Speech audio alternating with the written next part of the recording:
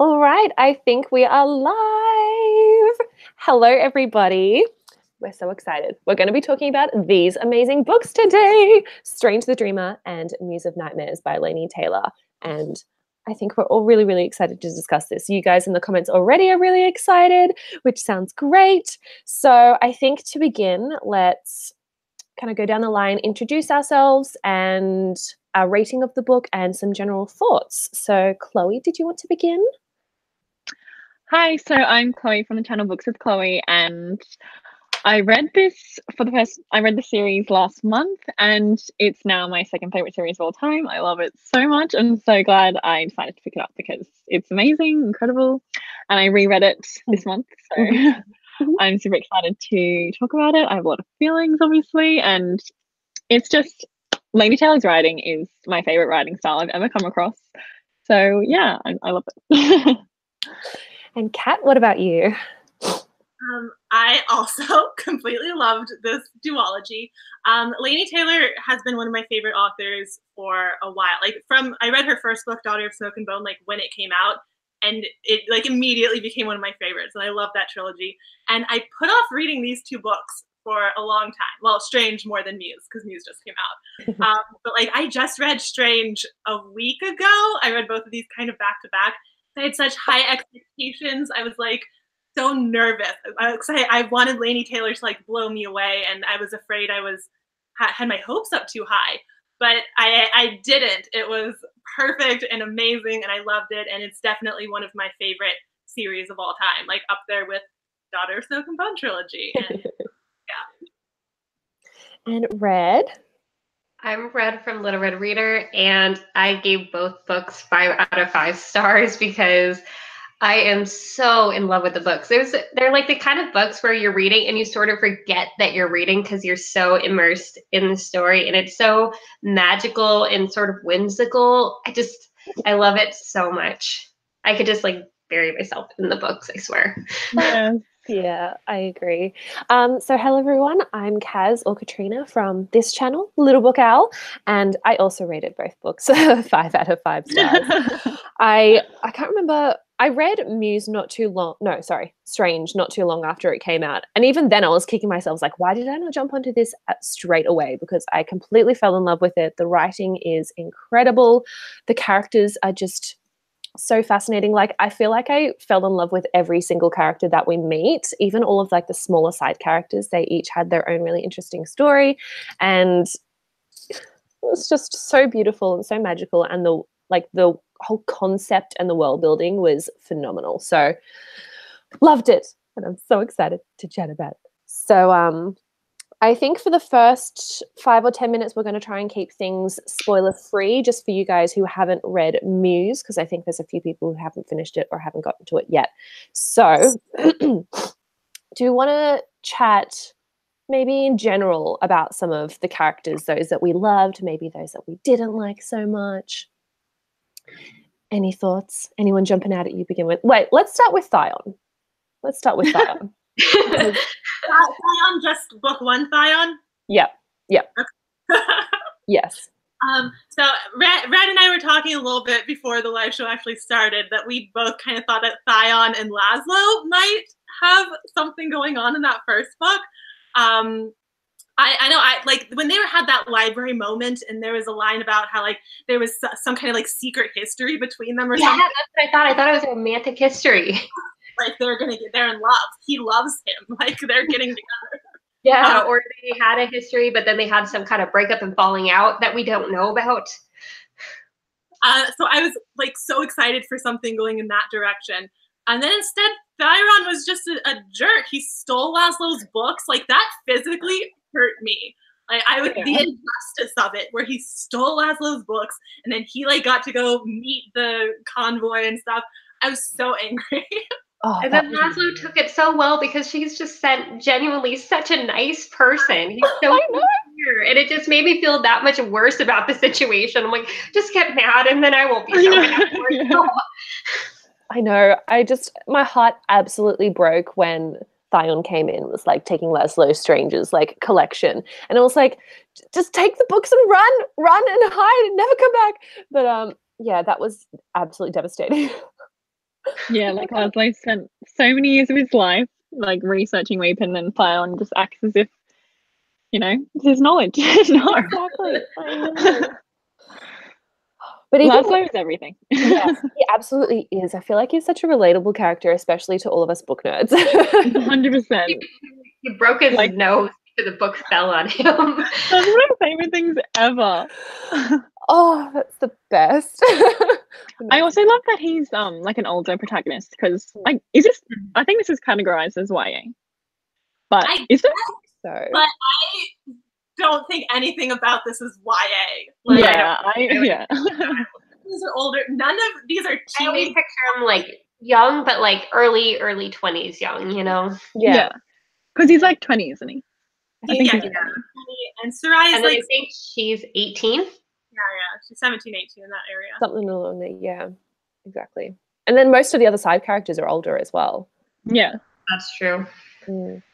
Even Minnie is like the youngest, and she's not really the youngest. So Yeah. Precisely. But yeah, but I mean, that's the kind of thing that like I am loving lately in books or series where it's like older YA. It's like it barely is YA. It maybe like reads a little bit YA, but you know, the protagonists aren't 15 because I read that and I'm like, you're a child. I can't relate to you.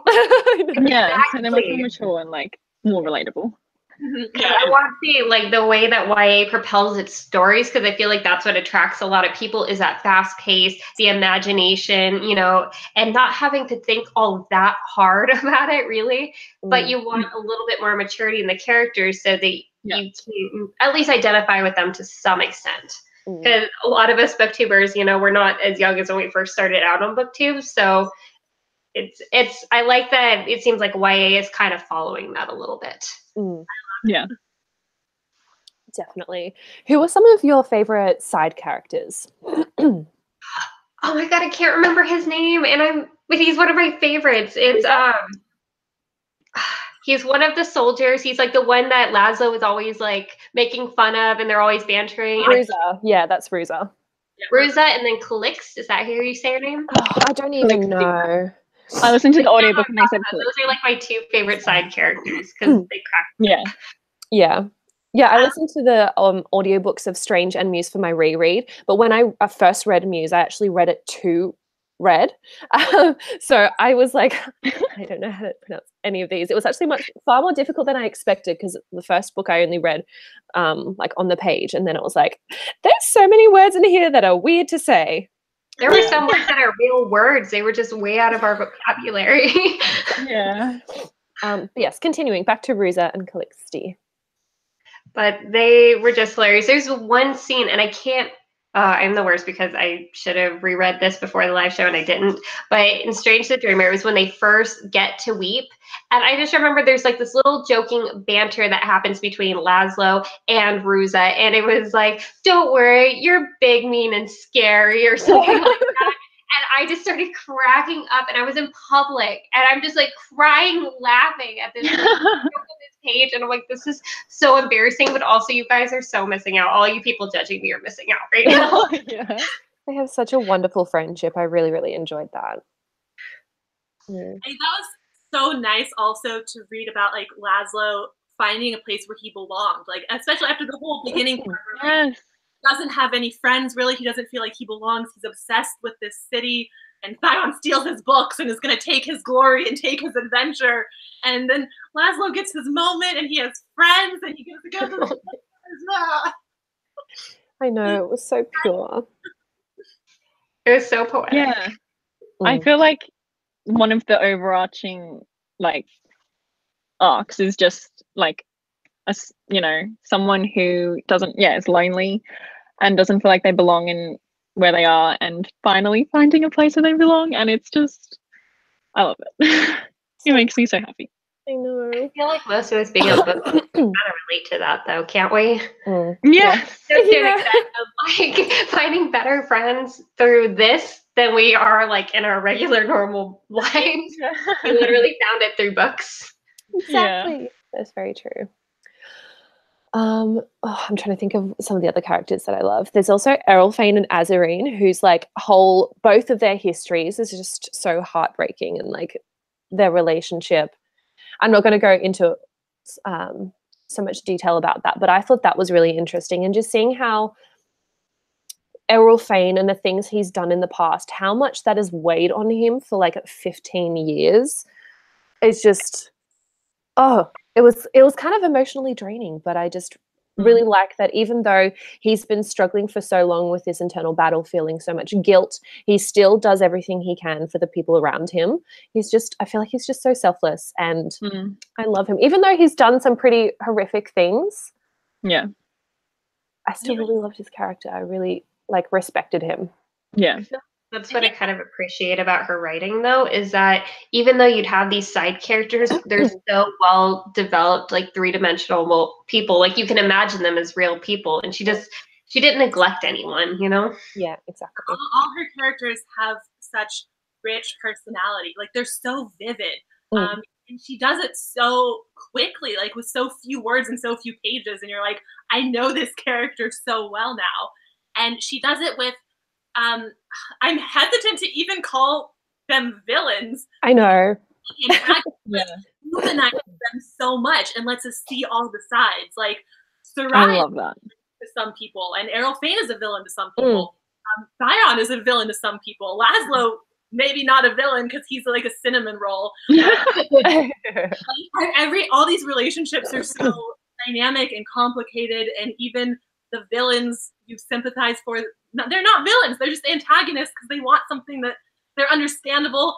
I don't know how she does it. It's magic. You could even argue that Laszlo is like the antagonist for Minya, because Minya sees him as they're all it's just so interesting because we get so deeply into both sides of these kind of groups that have been at war for centuries.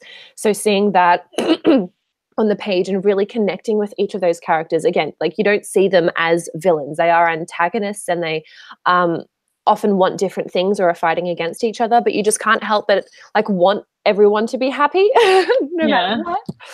And Minya's such an interesting character. I think I just really appreciated how much she does so many awful things, but at the heart of it, everything she's doing is for her family, because since what was it called? The Carnage. Yeah, the Carnage. Yeah, since the Carnage, literally everything she's done has been to protect the 4 children that she saved. That's basically her entire existence. So I completely understand when she's feeling threatened and wants to lash out and attack the enemy. The trauma she's been through. Oh my god, yeah. Even imagine, and then feeling the guilt that she couldn't save more at 6 years old. She managed to do all of that because at the time she did it, she was actually 6 years old. You know, she wasn't I this sort of getting into Muse tiny body, but this is a 6-year-old that's working to try and save these babies. She carried so many for a little thing. I know. And she still felt guilty that she couldn't save more. Also, when we get to the spoiler section, we need to have a conversation about the Ellens, because that was... Oh! Yeah. Oh, yes. I think before we dive into the spoiler section, are there any kind of general thoughts people have? I think we've pretty much covered how much the writing is incredible, but any thoughts on the general world building? Oh, yeah, the world building was phenomenal. I feel because it is such a complex world and there's all these different terms that we're not familiar with and everything, it could be daunting, but she does it in a way that's not. So, and it's just you want to know all the details because it's just so fascinating to read about. So yeah, she's amazing. She did it incredibly. Especially with the start from Laszlo's perspective, and he's just got such a magical view of the world, and it just makes it all the more rich and you want to know more. I loved it. Yeah. But I love the name Weep. I just... I don't know what it is about that name of the city and the fact that they gave it that name, but something about calling it Weep just adds more emotion to the city for me. So I almost understand what Laszlo feels about the city. Exactly. All right. I feel just to be safe, we might start delving into spoilers. So we will be talking spoilery thoughts on Strange the Dreamer and Muse of Nightmares. So just a warning for any of you who haven't finished the second book. We did actually have a question that popped up earlier that I wanted to address because we were chatting about this a little bit before the live show started. I'm so sorry, Kat, to bring up this trauma again, but I think most of us haven't read the Daughter of Smoke and Bone series, but there was a question saying, is it better to read it first? I'm gonna say yes, only because that way, when you read a part at the end of Muse of Nightmares, like it'll blow your world wide open. Mm-hmm. Yeah, I regret not doing that. Yeah. I think like it was after I read Strange the Dreamer that I was like, oh, actually I'm going to go back and read Daughter of Smoke and Bone at some point, because I was never actually originally planning to read it because I'd heard really mixed things. Like I knew that Kat loved it, and then I'd also heard some people being like they really liked the first half and then it got weird halfway through, and then a lot of people disliked that change. But I feel like now knowing her writing style and like how she creates these worlds, I feel like I'd be better prepared. Yeah. I definitely think if you liked this duology and you haven't read Strange the Dreamer, maybe you tried it and you like weren't feeling it the first time, I'd say give it another try. Now that you have a better Taylor storytelling and how sometimes she like weaves stories in almost a circular way. Like she'll mention something and then like we go off in another direction and she comes back to like what that original point was. Like she just has her way of storytelling, like it feels so woven in. Like you can't like move things around because everything is like so solidly in place how it is. But yeah, it's really great, and there's something that I want to talk about that crosses over that I can't. Okay, I'm gonna have to make a note of this. So when I finish, is it like from? Do I have to read the whole series before I ask you about this? No, honestly, it's not even that, because like we know they're in the same universe. We're talking about some Muse spoilers here, just another warning. But yeah, we get to that point where they're in another universe and they talk about how the Seraphim like started poking holes through the world, and they like went to the world with the Chimera, and then they went through Earth, and then they like kept going down the line. And so like the Daughter of Smoke and Bone series is taking place, you know, with the Chimera and the Earth locations, and the location where it's like farther down the line. But like we could meet at some point in a future trilogy. Laini Taylor, if you're listening out there, you haven't. I know. Katrina, and we should make that our next book. That's what we should do. That's what I was thinking. We need to buddy read this. Yeah. But also kind of related to like we might see them meet. This wasn't in the proof, so I didn't actually catch this until Chloe finished reading Muse, and she was like, "Did you see this?" On the last page of Muse and Nightmares, it says "The End," or is it? And I was like, "What?" I died. Wait, I read the arc as well, so I didn't see that. Yeah. I was like, Me? what does this mean? Does it? Oh God. I was like so happy when I read that. Oh, it's the picture. Also, when we get to the spoiler section, just because I don't have a physical copy of Muse of Nightmares because I had it read to me and I just haven't gotten around to purchasing it. If anybody has like decrypted that, I would really love to know what it says. I spent like 10 minutes doing it, but okay. Yeah, when we get to the spoiler section, I need you guys to tell me. Yeah. Well, I started decrypting the first, because there's like the diagram with the worlds and everything. There's one at the start and one at the end. And I think the one at the start is about the names of the different worlds. And then I remember seeing somewhere there's something about characters in one of them to decrypt. And like Laini Taylor mentioned that there was like an Easter egg or something hidden in one of them. I'm not 100% sure. So I want to continue decrypting them, but yeah, there's something special in one of them. So cool. I love that they added that. And yeah, we didn't get any of this in the proof. So it was really cool to see that after the fact. Oh, okay. There's also an error in the world one. Ooh. The circle one is weird. I think the circle one was just like the key, so you could figure out which letter was which. Yeah, that's what it looks like. Yeah. The front and the back are the same, except one is handwritten and the back is more font-like. Okay. I can't remember what it was that Laini tweeted, but something about someone picked up something sneaky in one of them. Eretz is missing. Well, maybe that's not an error. I don't know. Anyway, that was really cool. Yeah. Okay.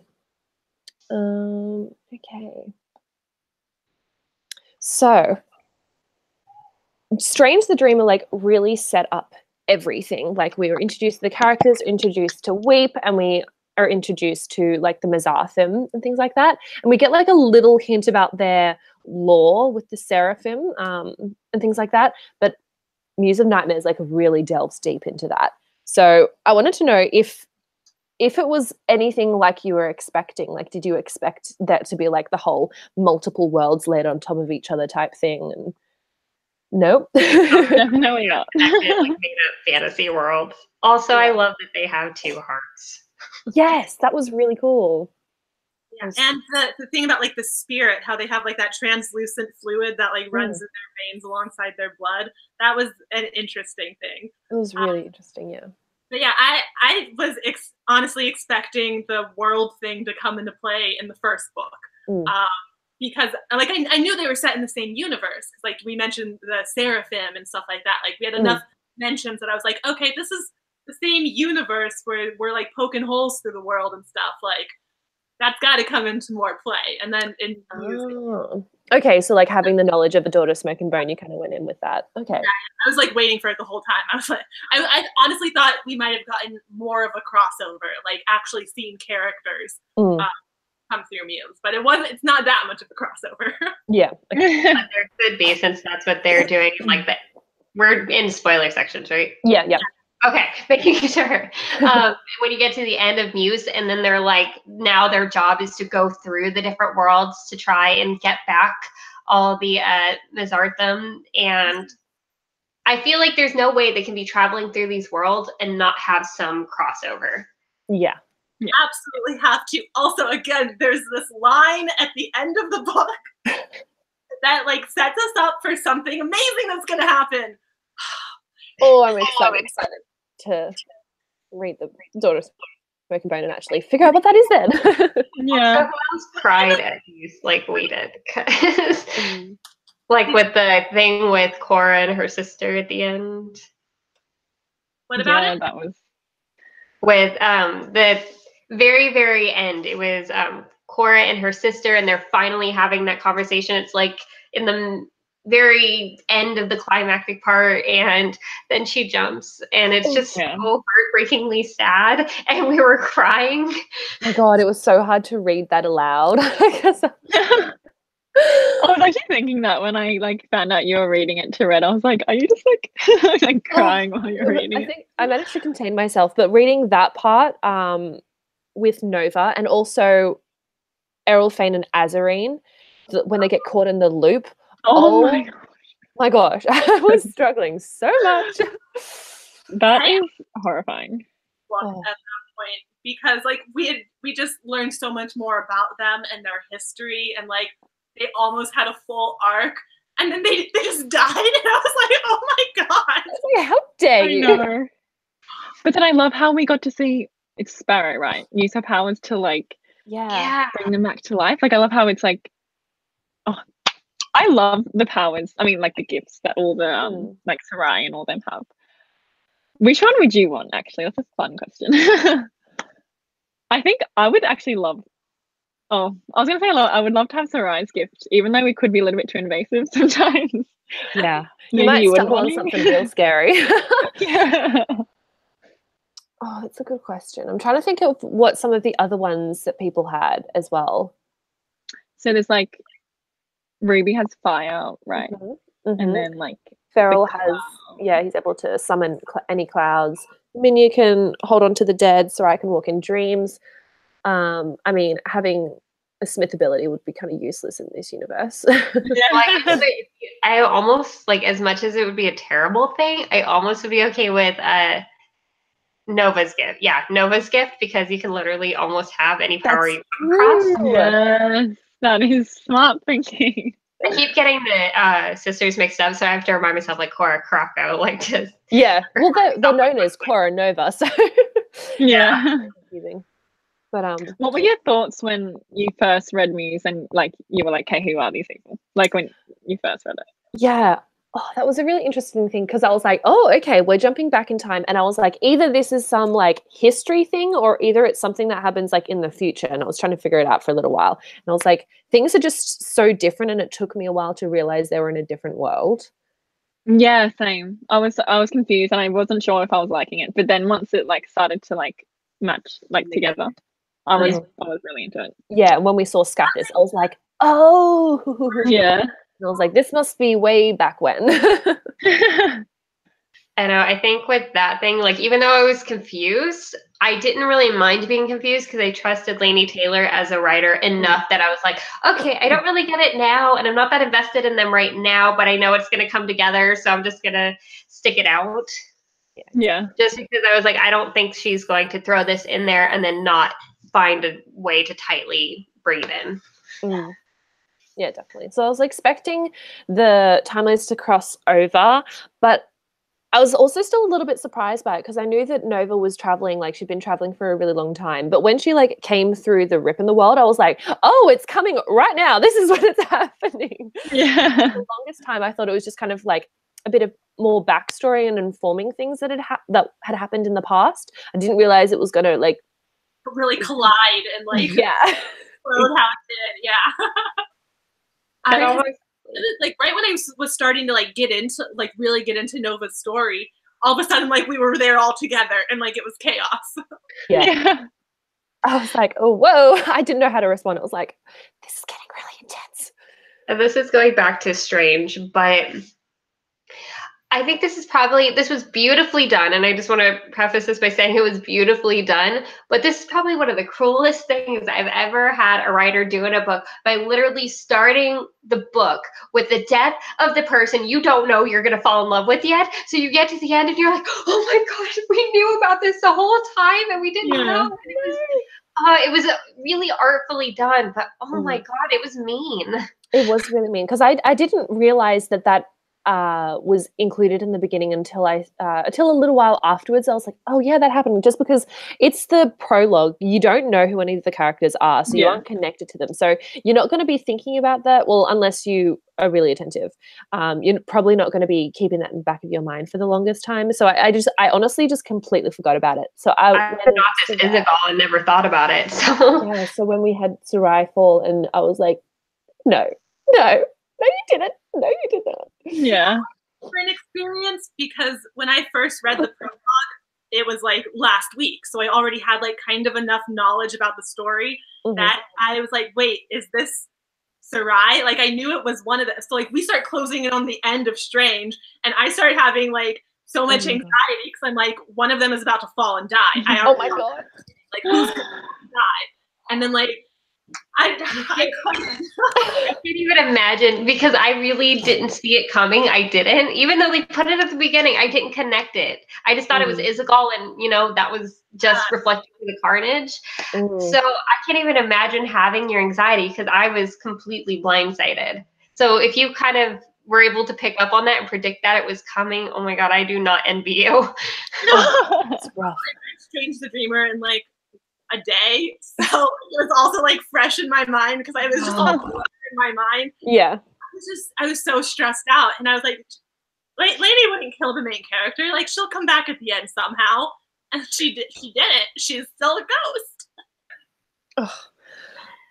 I'm so happy that the Mazar. Yeah, that would be really nice. But at the very least, it's nice that the Mazarthan don't really age, and Sarai's obviously not going to age, so they can still. Sarai and Laszlo can still have a happily ever after, even if there's some limitations. She just has to eat a lot of cake so she can taste it in the dreams. Yes. Okay. Yeah. Oh God, this series is just. I don't like. Sarai's death was probably the most emotional I've ever gotten in a book. Like I was hysterically crying and I couldn't breathe. And then when we finished Muse, you had also finished that other book that made you cry like a couple hours before that. Oh yeah, what was it? Was it Dark Dawn or something like that? It was some kind of advanced something. Because I remember, because you called me crying. I know. I read 2 really emotional books in one day, and I didn't know how to deal. Oh my god. Oh, Yeah, man. I wasn't as upset when Sarai died because I knew that the second book was called Muse of Nightmares, so I'm like, she has to be alive.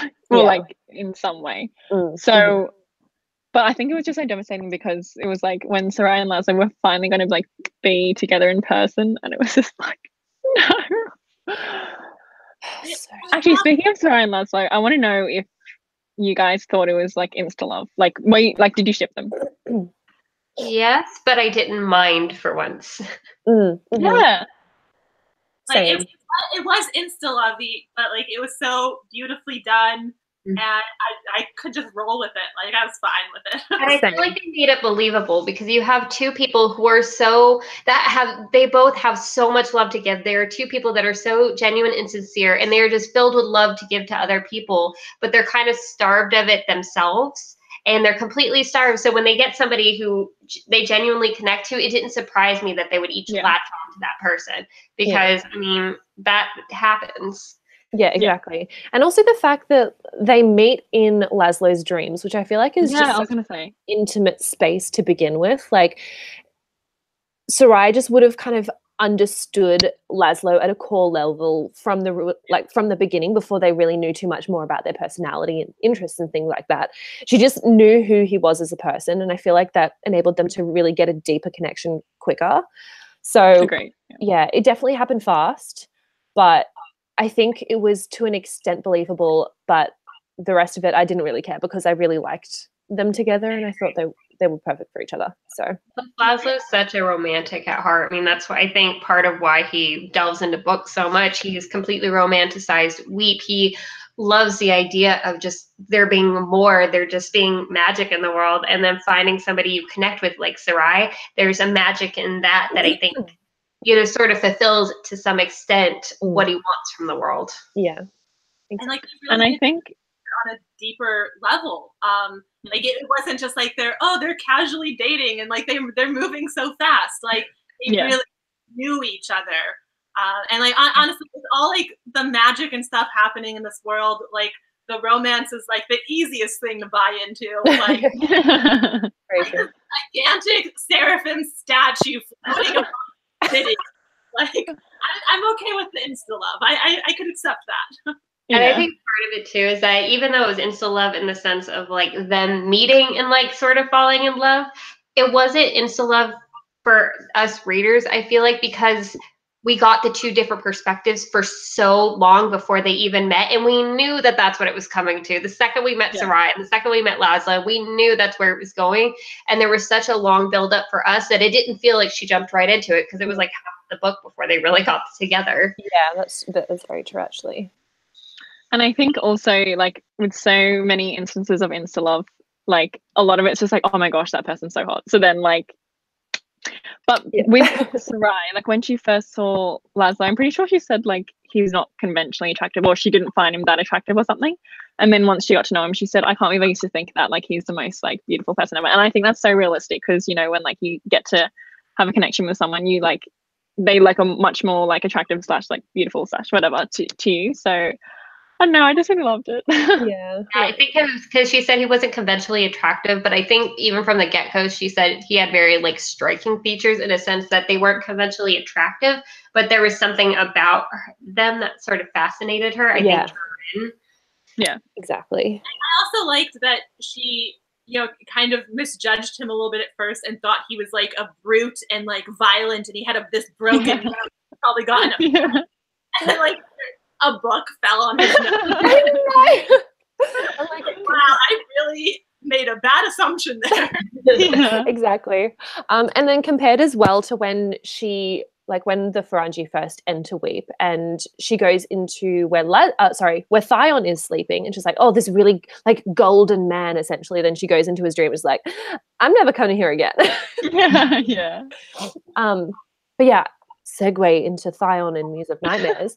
I really appreciated his development. Like there's there's like specific moments where he's questioning the things he's done in the past and like the path that he's on, and he's like, is it enough to change my actions from now to be like a good person essentially, or is like the things I've done in the past like unforgivable type thing. And so I really appreciated that he was like questioning that, and then having like towards the end where he apologizes to Laszlo for stealing his books, and Laszlo's like, it's so fine, it's all cool, man. And it was just like, Yeah. I really liked how Theon developed, because he is an unlikable character in a likable way. Like he's an asshole, he's pompous, he's a huge ego, but we get to see some development. And I feel like it wasn't people pushing him, like he's interacting with all these people and like they're opening his eyes to the world, and then he starts to question the things he's done. So I really liked how that was handled. That we had all that, because like in the first book, I thought we were going to get a lot more from Theon. You know, we had that whole story where like his father was like abusing him and like putting so much pressure on him to do all this stuff. And I was like, oh, that's like an interesting dimension to him. Like he's a real person here. But then for most of the first book, he's still kind of a dick. But yeah, I loved his development in the second book. And I think his whole arc is kind of a smaller version of what happens with like Minya and some of our other like antagonists and villains, is that like none of our we didn't kill anyone. Like we didn't like have to defeat an evil villain. We like solved all our problems with like just talking. Yeah. I loved it. That way, which I really loved, because like halfway through Muse, I was like, we can't kill anyone, or else we're just gonna be like perpetrating this cycle of like murder and vengeance. Like exactly. we can't kill anyone, so how do we stop them? And yeah, we're able to do it.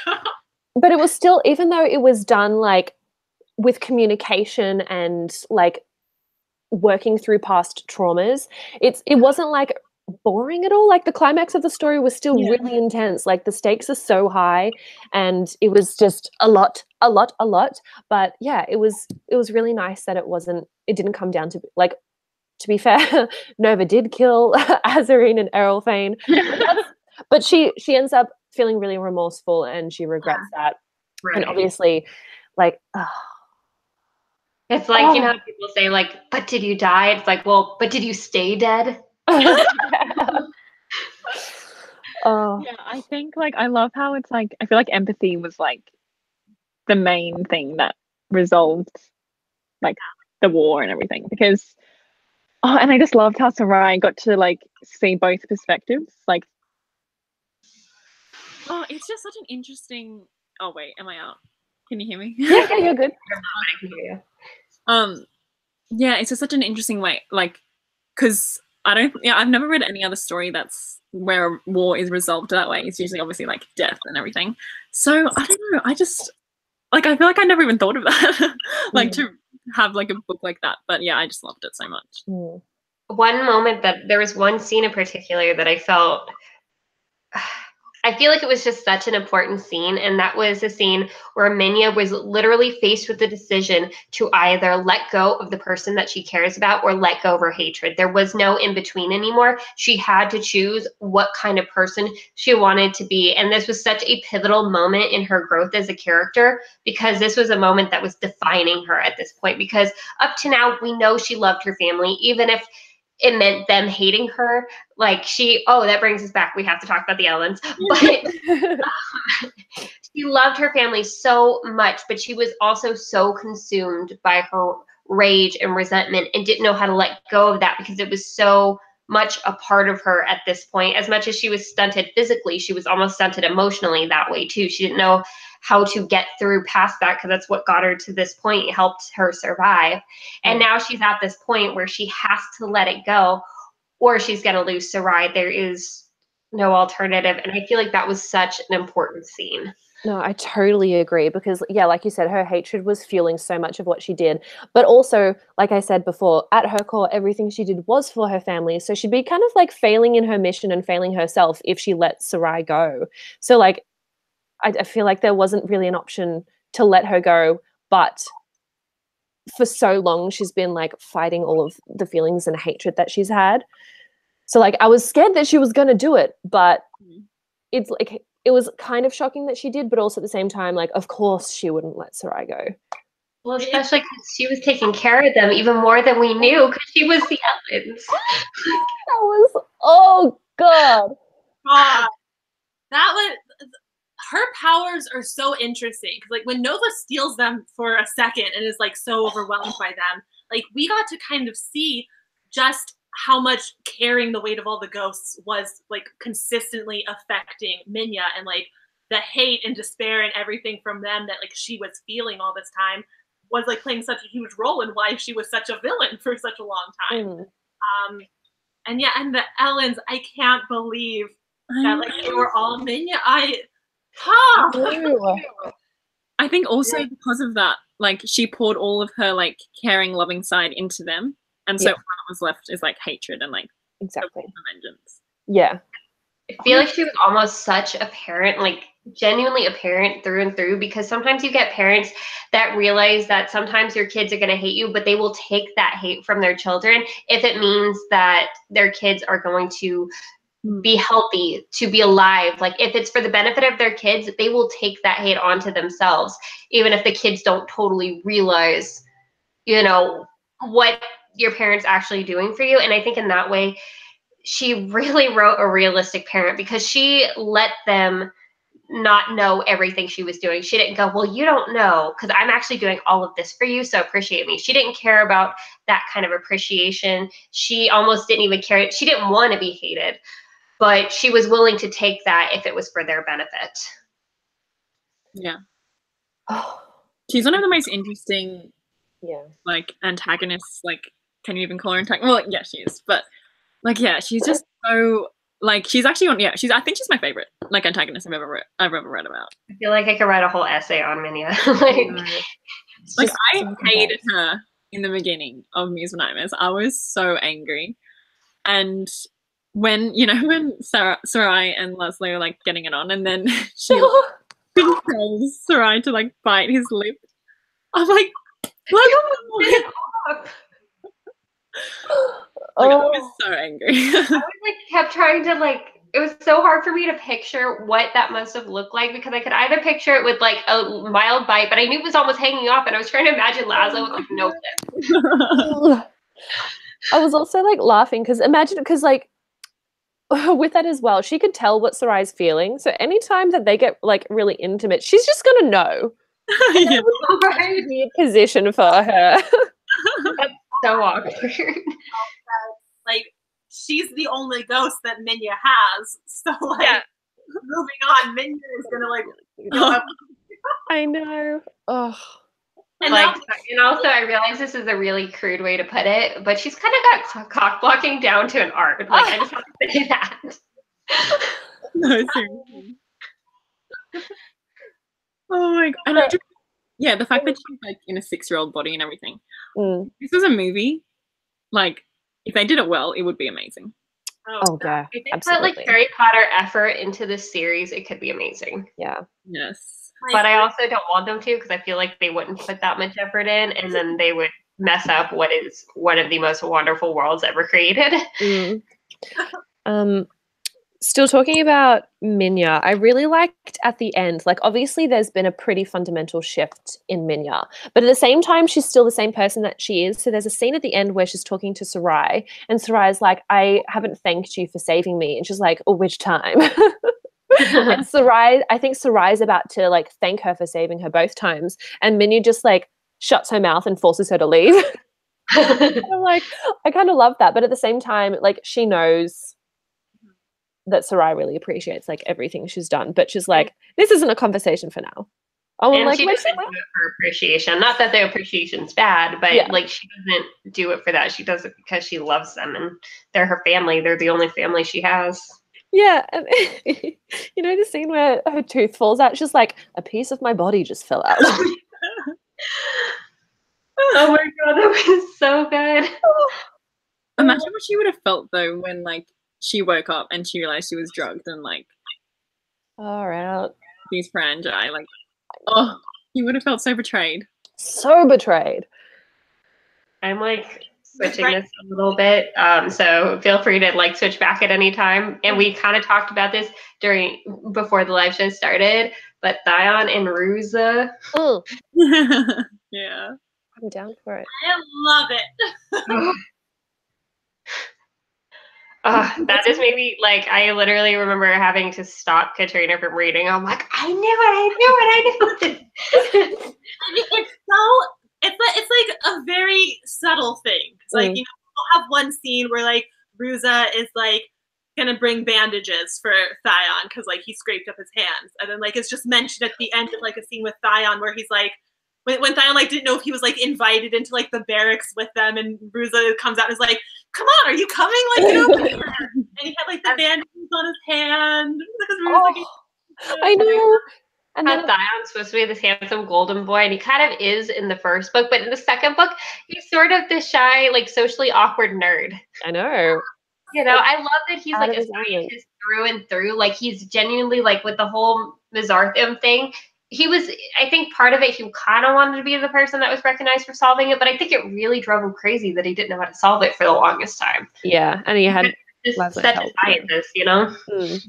Alchemist, I'm sorry. Yeah, there was another couple of scenes that I really liked. It's when they discovered the library, which was really cool, and Ruza picks up a book. Oh wait, no, Thion's holding a book, and then Ruza's like, "What's that?" And then he like reads the title. Then he reads the title of another book, and he's just like making jabs at Thion. I can't I can't remember what it was. It was a really long, ridiculous title, like Yeah, something like alchemy, douchebags or something. It was like, yeah, exactly. It was like the subtitle was like 4 words, and then he says a whole sentence that was like directed just at Thion. And also at the end when, because both of them leave with everybody on the Seraphim. Well, it's now not the Wraith. What do they call it? The Eagle. Sorry? Yastral. Yes, that's right. And there's just a moment where Thion like was looking at Ruza and it was like, he's getting these weird feelings. You're like blushing almost, and I was like, he's got a crush. See, and that is like the perfect example of like a subtle, like, I feel like she, between the different sets of characters, she gets every start to every real relationship. Some people are insta love in real life and they really just jump right in right away. And then you get people like Ruza and Thayon that are like, does he like me? Do I like him? I don't even know, but maybe. It was a very like subtle and slow thing. Like even at the end of the book, there was one line about how like Farrell was at first like worried because like Ruby was going all boy crazy for like all the other boys, and Farrell was at least like worried about the golden boy and thought like he was gonna be the real competition. But like he hid behind Ruza and like made like Ruza like scare Ruby away. Like so cute. Amazing. Oh, I love how they talked about how they tried to stand on clouds, so they just piled up the mattresses. And there's also I really like Calixte and Zara as well. And like the ongoing joke they have a bit about being cannibals because they're in a female-female relationship and they just make Thion so uncomfortable. I love how all three of them, like their Ruzo, Sarah, and Calixte, like their hobby became like making Thion uncomfortable. Like I know. Like in a friendly way. Like yeah. Like when Thion's trying to figure out how to make bacon and he's like talking to himself, and then Calixte and Zara came in being like, oh yes, I'd love some too because being a cannibal doesn't actually fill you up. I'm like, aha! And this is why it's not really YA. Yeah. But even, there's no like explicit like sex scenes or anything like that. But it's like, it felt really intimate because I was reading this to Red. I was like, oh my God, are they going there? Because like there's some moments where they were together in the bed. I was like, this is getting intense. But it was just like Laini Taylor's writing is like so vivid and like so descriptive that you're like, how far are we going here? Exactly. I was like, I'm confused how far this is going, but it was just like so emotional. She literally wrote in that Ruby burned up the bed when she orgasmed. That's right. They made it a whole point that if she burned everything up, that's how you knew it happened. Yeah. And wasn't it Yeah, Ruby was getting angry at Feral for not spying on her naked. Yes. That was so weird. And that was for ages, I swear. Oh, their dynamic is so hilarious. Oh, and like I don't blame him for getting frustrated and confused because like she flips back and forth and she like is the fact that she was angry that he didn't spy on her is just so funny. Do you guys like Ruby and Farrell together? Like, do you think they might actually like end up together? Long term, I'm not sure. I probably don't think so. Yeah, I'm not sure about long term. I don't know if I'm like, they're not one of those people. If they broke up, I don't feel like I would care all that much. But I think they're really entertaining together, so I don't mind them together because I just get a lot of amusement from it. Yeah, for our benefit, it's hilarious and great. But together, I think they just would clash a lot. Yeah. I don't think that they could ever be like endgame. I think they're the couple that's like on and off. Yeah. Yeah. I have trouble imagining. I just don't see Ruby like being able to settle down with Farrell. I imagine Farrell thinks like because Ruby's like his first real girlfriend sort of thing, that this is the girl he'll end up with forever. And Ruby, I don't think can settle down, but I feel like they're both completely capable at a later time of settling down with different people. Yeah, definitely. This was a comment that popped up ages ago, but I think it's hilarious. Someone said, Theon reminded me of Cusco from Emperor's New Groove, expecting everyone to wait on him at first because he doesn't really know any better. And I was like, that is a great comparison. So good. Definitely. I'm never gonna not hear Thion's lines in David Spade's voice though. Like that's I'm gonna read it and be like, David Spade, David Spade, David Spade.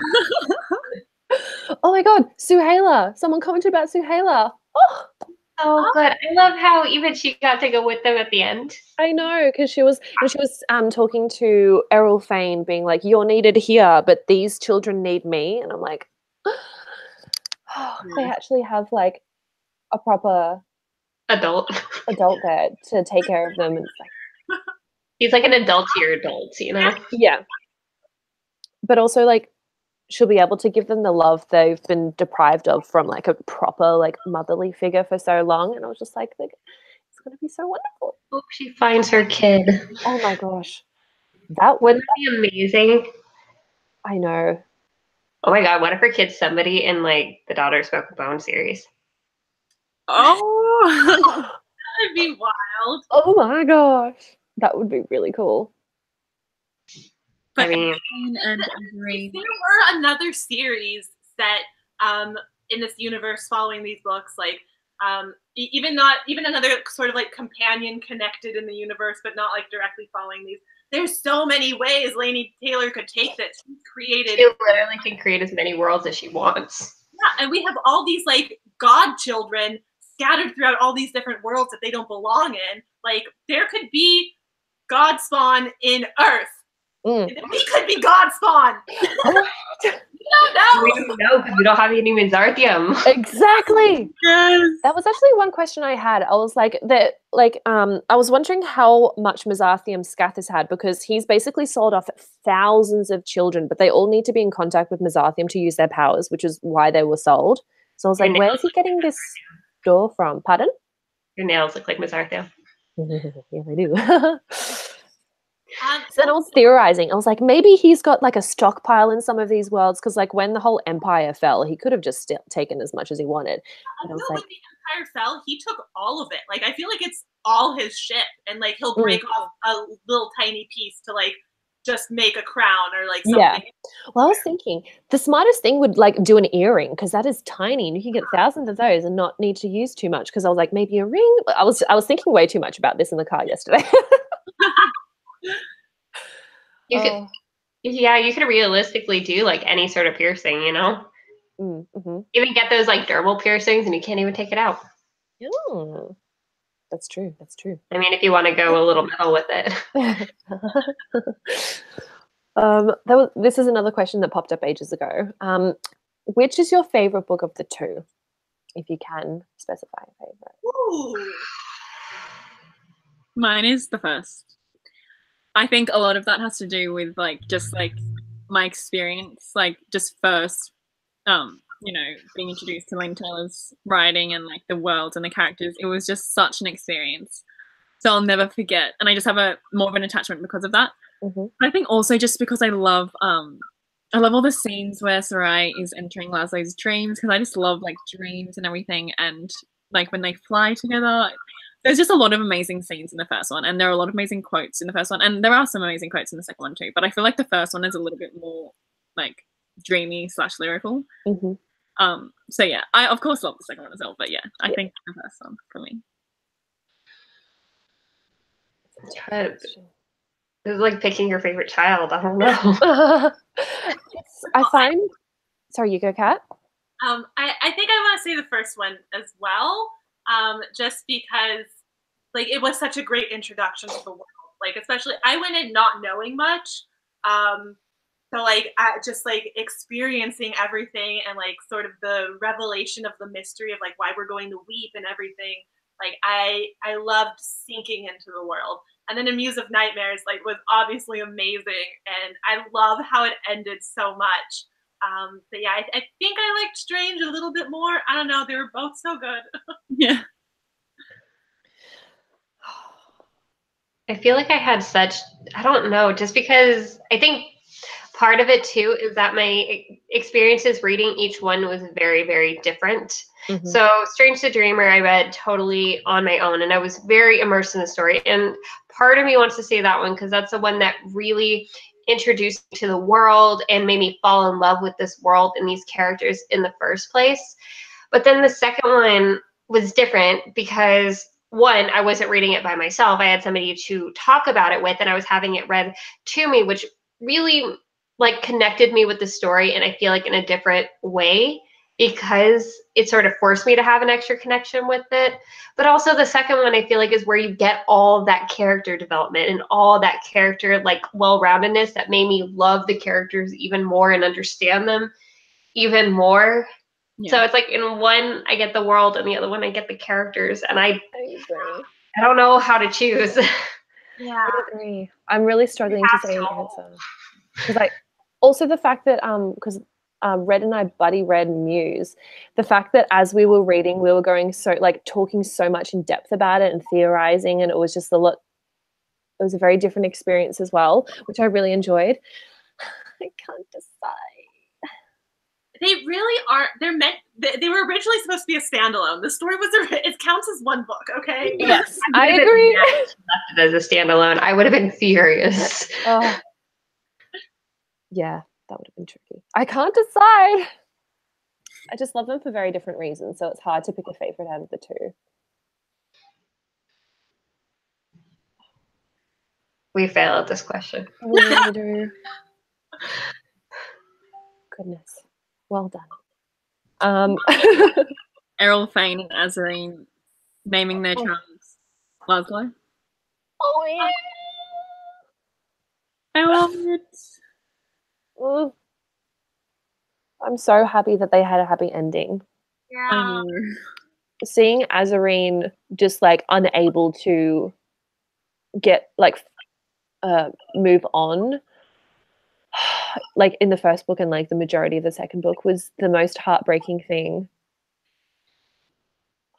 Yeah, it was really like it was such a complicated situation because she was so in love with Errol Fane, and like he couldn't properly love her back because he was so like tormented by what he had done. He couldn't love himself. He couldn't love at all. He was like, which is ironic because he was inspired to do all of that for her, which is the bad irony of it. You know, and just like how Isagold played with his emotions for so long. I feel like he wouldn't be able to trust a lot of his emotions as well. Yeah. Like he hated her and she made him love him and didn't take the hate away. So like Did Azarine never had a kid, did she?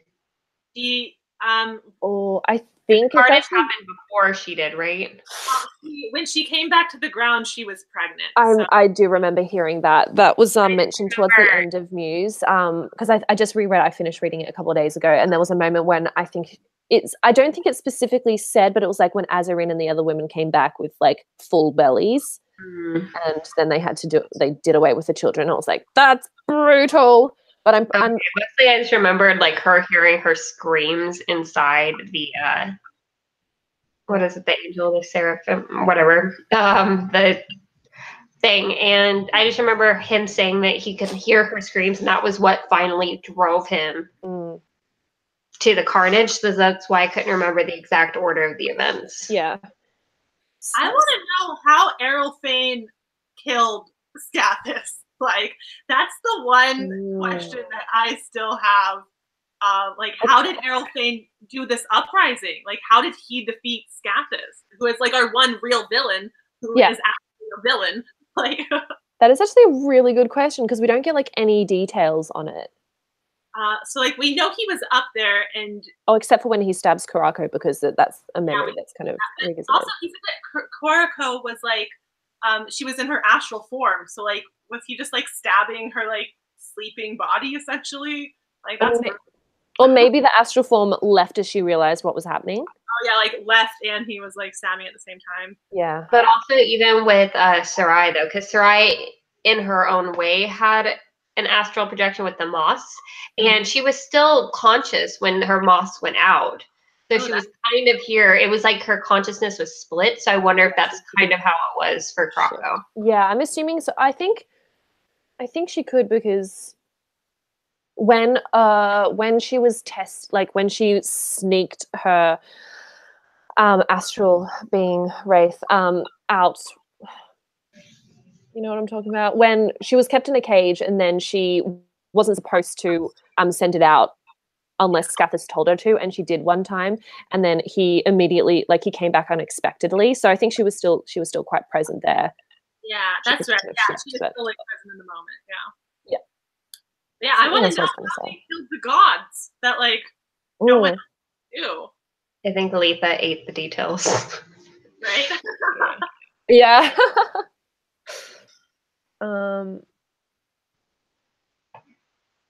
I actually, because I reread it like in the past few months.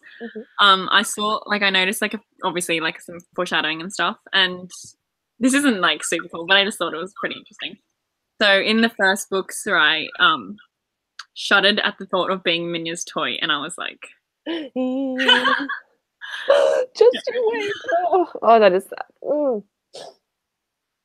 Yeah, there was definitely a lot more that I picked up on rereading Strange the Dreamer after having read Muse, because we also, in Muse, we get a lot more information about the Seraphim and the actual lore there. So when they're talking about all of that, I'm like, yeah.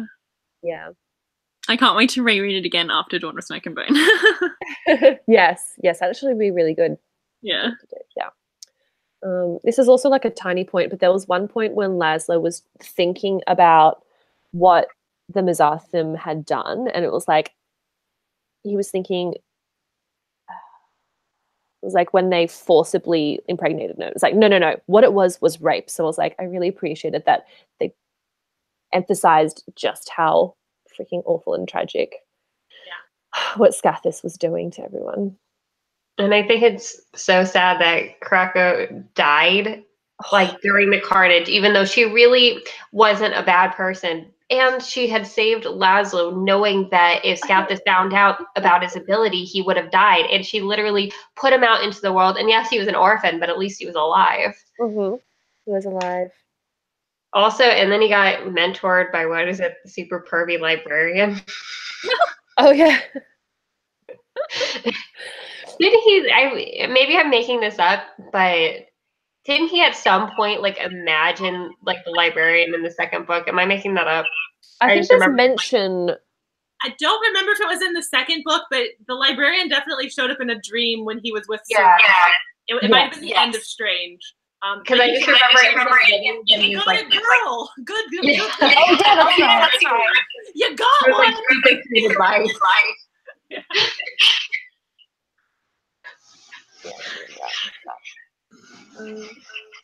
Cool. Well.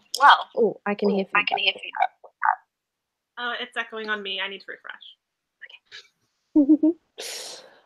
While she's refreshing, I think if any of you guys watching in the comments, have any last questions, I think we'll probably wrap up in the next like 5-10 minutes. So if there's anything that we've missed discussing, or you think that you have any more questions, definitely let us know. I'm trying to think of any other funny things.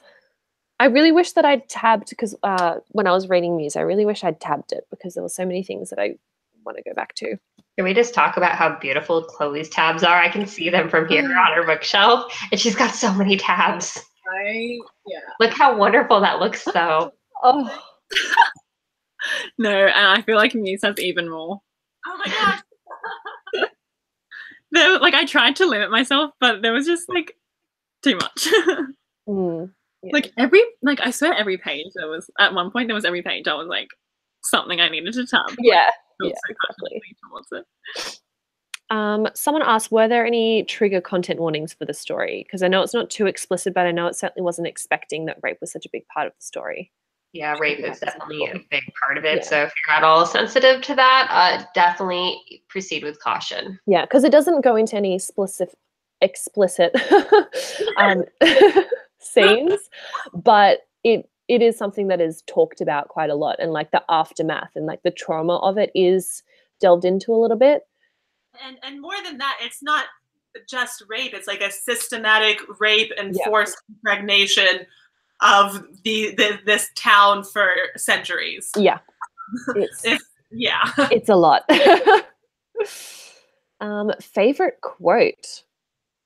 I don't have my tabbed version. Entirety? Pick any page. Right? Honestly, though. Well, my favorite is I think it's on like page 27 or 30 or something along somewhere. Yeah. And it was impossible, of course, but when did that ever stop? A dream of dreaming. I think I loved my one when Laszlo was, what's a horizon? Is it the end of an aisle of books? Oh.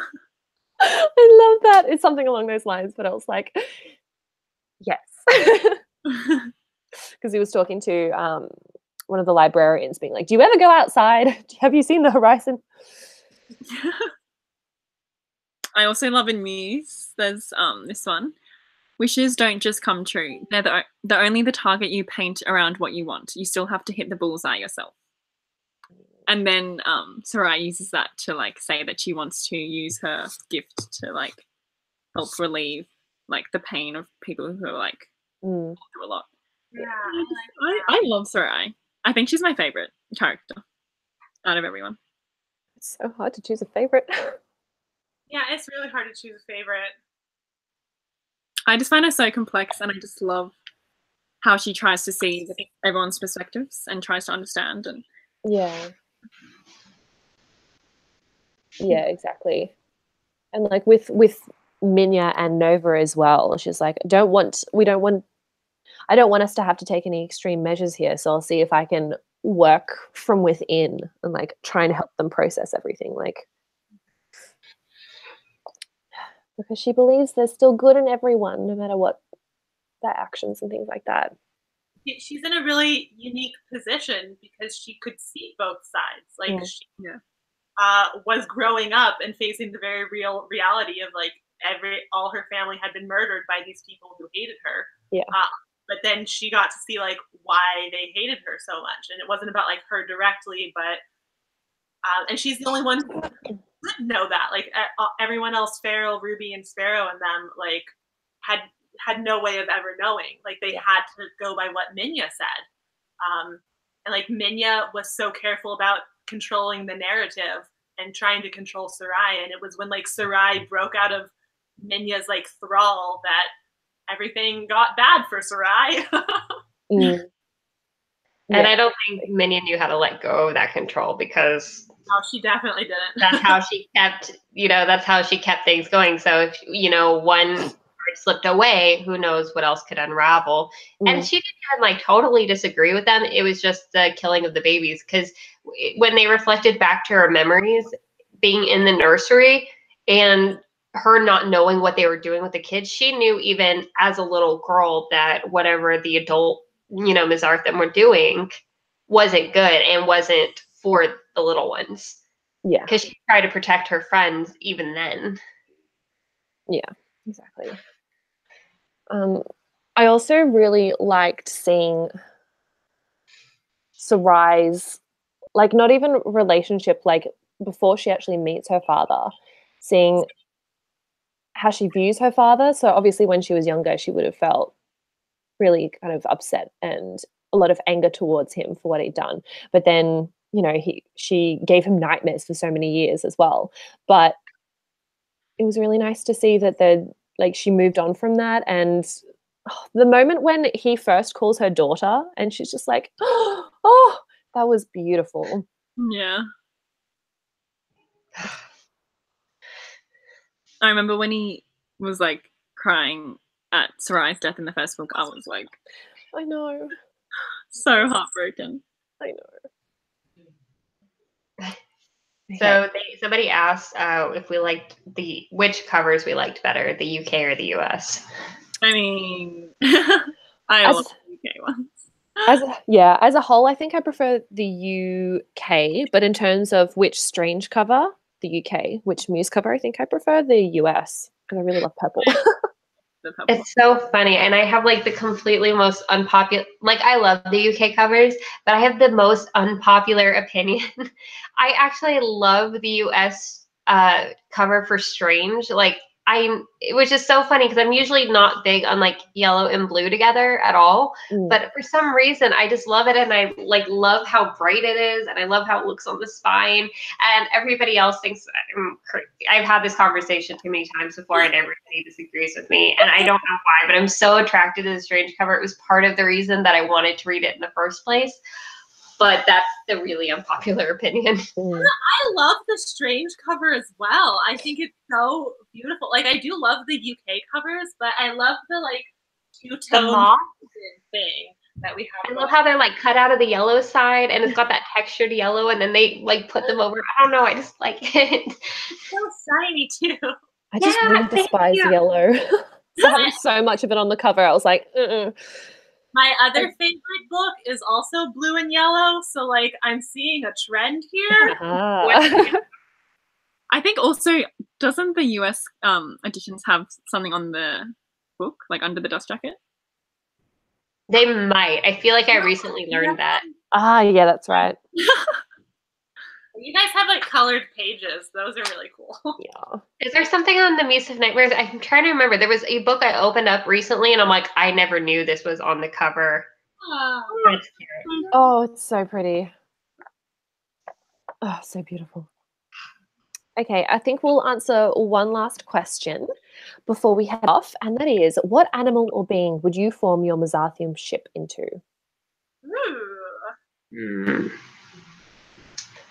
The first thing that springs to mind is an owl, but not just like one sitting. It'd be like a owl. Oh yeah, that's on brand for you. Yeah.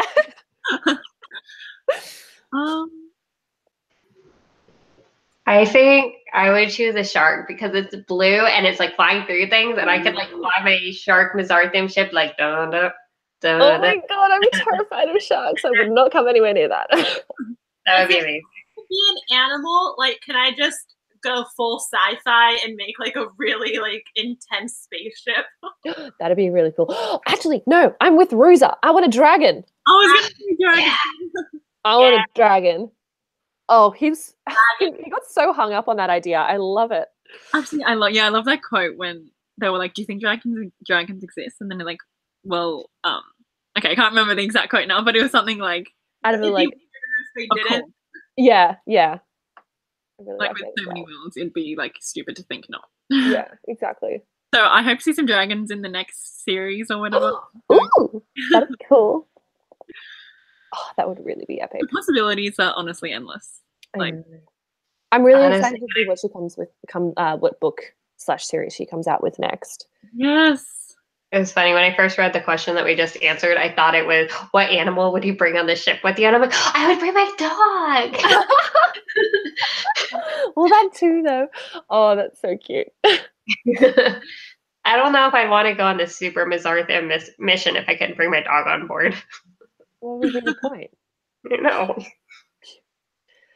I know. Chloe gets it, right? She has her little white dog. Yeah, Scruffy. Over there. Oh, cute. All right. Well, I think we're probably going to wrap up this live show. So thank you guys so much for joining us and commenting and submitting all your questions. And thank you so much, Chloe, Kat, and Red for joining me today. Thanks for having us. Thank you. And I'm really sad. Unfortunately, Cassie and Martinez were both unwell, so they couldn't join us, but we still had a lovely discussion. So yeah, I guess that wraps it up. Thank you guys. Bye. Bye.